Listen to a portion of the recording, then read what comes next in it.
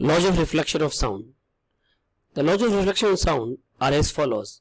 The angle of incidence, this is known as the angle of incidence, angle between the incident sound and normal, is always equal to angle of reflection. This is angle of reflection, angle between normal and reflected sound. So we will say angle I equal to angle R.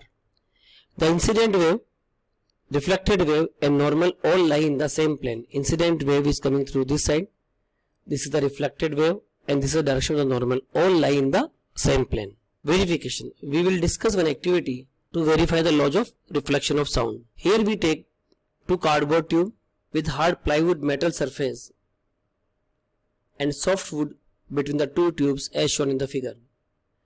We put a small clock at the other end of the tube and ear at the other end of the tube. The tick-tack of the clock can be heard if both the angle are equal. If this angle is given to us 10 degree, this angle should also equal to 10 degree. Then we will say we will get the clear sound of the stopwatch. Like in this animation, we turn one pipe through the angle 20 degree. We take the stopwatch, put it this end. Now sound is coming through this pipe, is striking there. Again it is reflecting through that board.